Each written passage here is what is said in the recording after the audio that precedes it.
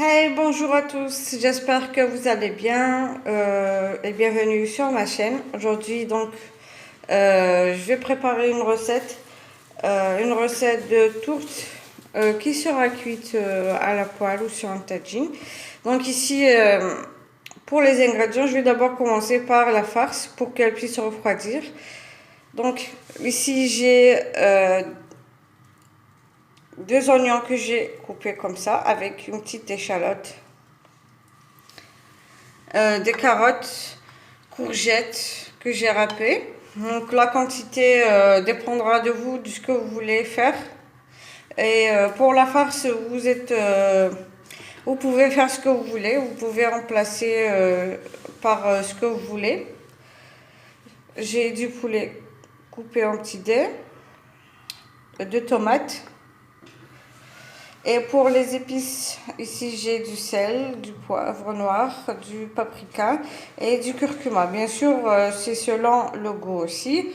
Donc dans une poêle, je vais d'abord commencer par mettre l'oignon.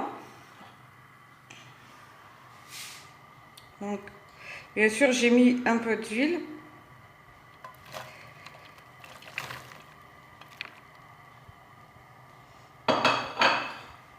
Je vais ajouter les courgettes.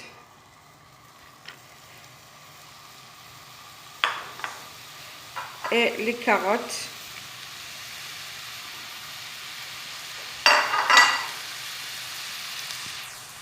Je vais d'abord les faire revenir un petit peu quelques minutes. Puis j'ajouterai le poulet, tomates et les épices.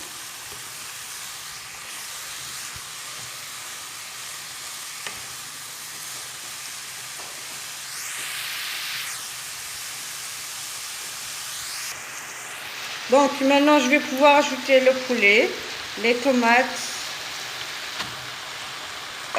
bien sûr les épices.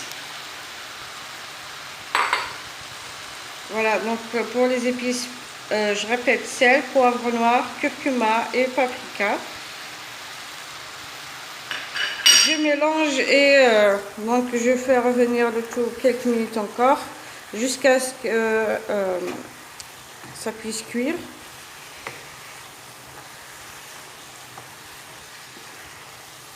Et laisser refroidir pour passer donc à la pâte. Donc les ingrédients de la pâte, je vous les donnerai dès que cette farce sera prête. Donc je continue à faire cuire tout ça, puis je laisse de côté refroidir et on passera directement à la pâte. Maintenant passons donc à la pâte. Pour ça, j'aurai besoin de 650 g de farine. Donc, si vous voulez diminuer, vous mettez la moitié des ingrédients. 650 g de farine, 15 g de levure boulangère, 12 g de sucre. Donc, de l'eau tiède pour ramasser la pâte. Je vous dirai à la fin combien j'en ai mis exactement.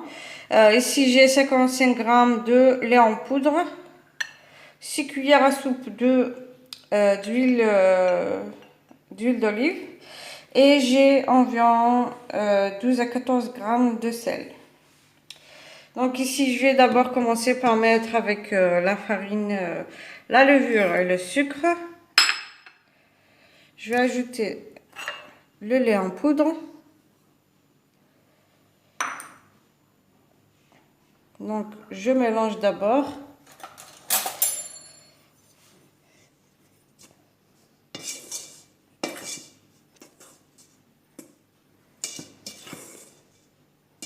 Je mélange tout ça.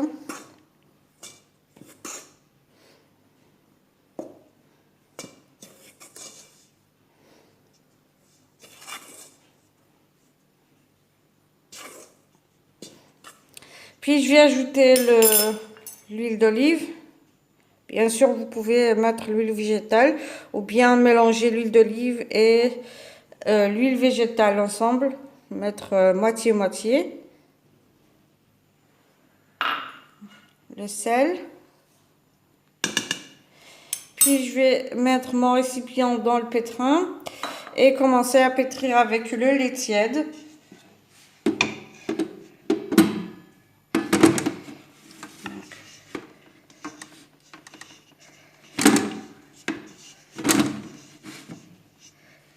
Donc, je vais commencer par mettre le lait tiède et commencer à pétrir. Bien sûr, je vais essayer de ne pas tout filmer pour vous éviter une vidéo trop longue et le bruit du pétrin.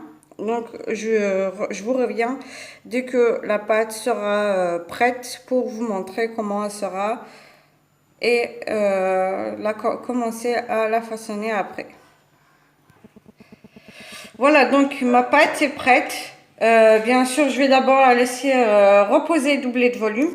Donc ici, ma pâte est, regardez, elle est élastique, légèrement collante. Pas trop, sinon vous allez avoir du mal à la façonner, à travailler avec. Donc moi, pour l'eau, j'ai mis environ 37 centilitres. Vous pouvez mettre jusqu'à 40 centilitres, tout dépend de la qualité de votre farine. Bien sûr, il ne faudra pas mettre tout directement. Vous ajoutez de l'eau petit à petit jusqu'à ramasser la pâte et elle doit être légèrement collante. Regardez, elle est bien lisse. Donc moi j'ai ici un autre récipient que j'ai huilé. Je vais mettre ma pâte ici et la couvrir et la laisser doubler de volume et je reviendrai après pour continuer donc la suite de la recette. Donc maintenant que la pâte a doublé de volume, je vais enlever donc le papier et la dégazer. Bien sûr sur un plan de travail fariné.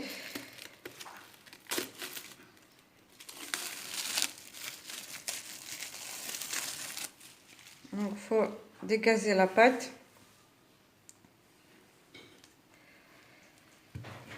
Donc, je vais la mettre sur un plan de travail.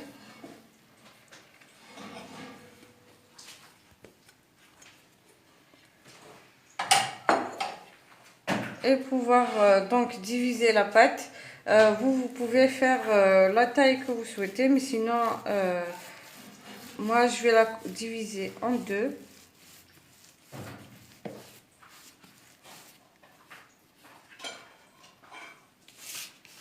Donc avec un coup de pâte. Et donc chacune des deux, je vais la diviser encore en deux.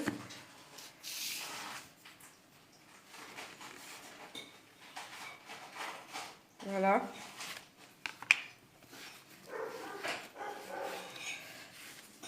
Je vais pouvoir commencer, bien sûr, il faudra les façonner en boule.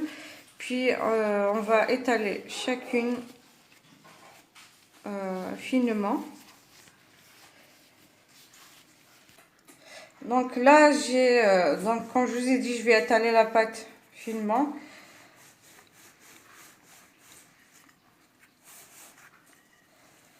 Donc, pour la farce, j'ai ajouté des olives. Si vous voulez, vous ajoutez aussi. Sinon, ce n'est pas obligatoire.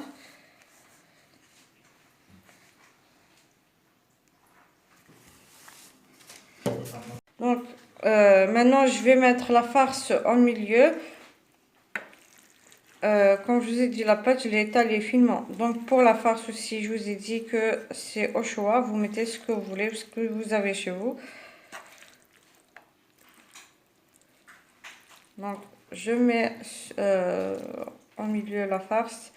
Je vais ajouter donc les olives. J'ai ajouté des olives et je vais mettre maintenant au-dessus sur la farce du fromage.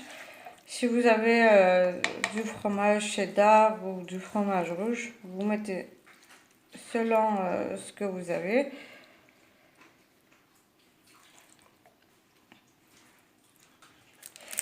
Voilà, donc maintenant je vais ajouter du fromage. Moi j'ai le fromage qu'on met dans les hamburgers.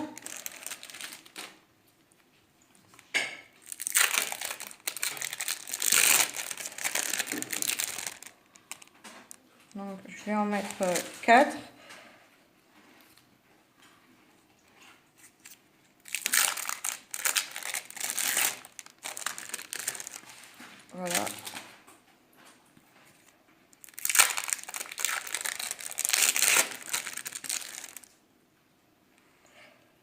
Bien sûr, donc ici j'ai la moitié de la pâte que j'ai étalée aussi finement. Je vais l'ajouter ici sur la farce. Et il faudra bien fermer la pâte pour qu'elle ne s'ouvre pas au moment de la cuisson.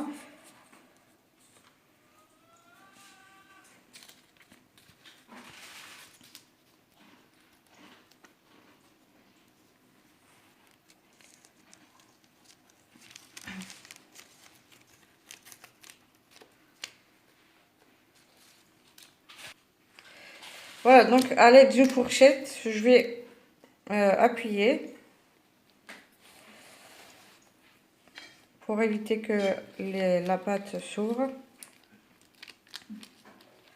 Bien sûr, assurez-vous de bien fermer les contours, le bord. Donc, pour être sûr que la pâte est fermée, il faudra pincer les bords. Faire comme ceci, donc pour ne pas qu'elle se détache. Bien sûr, si vous avez rempli la pâte avec une farce qui a un petit peu d'eau, donc il faudra faire attention. Sinon, vous aurez toute la farce qui va ressortir.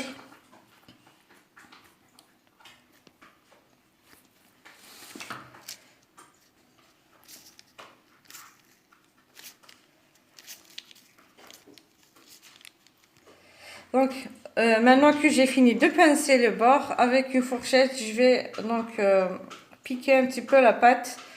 Bien sûr, vous pouvez faire la piquer avec un couteau si vous le voulez.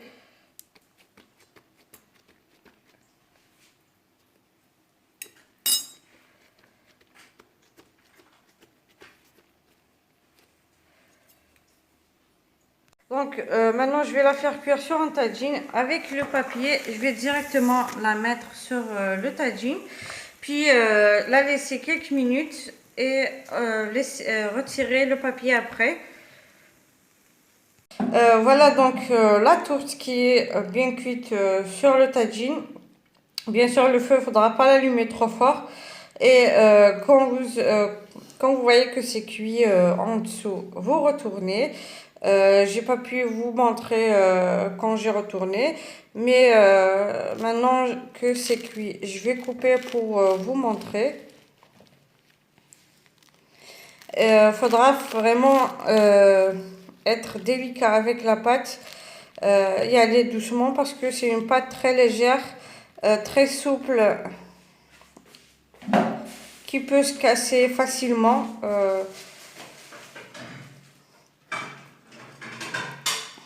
Donc, je vous montre l'intérieur.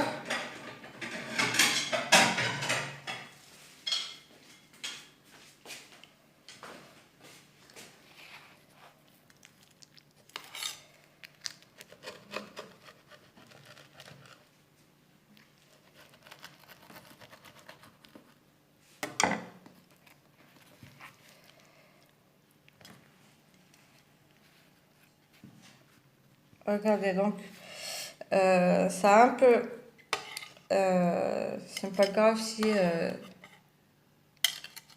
ça se divise. Donc, regardez à l'intérieur, le fromage a bien fondu. Si vous avez aimé donc la vidéo, n'hésitez pas à liker, partager et vous abonner pour recevoir les notifications de prochaines vidéos. Et à la prochaine recette.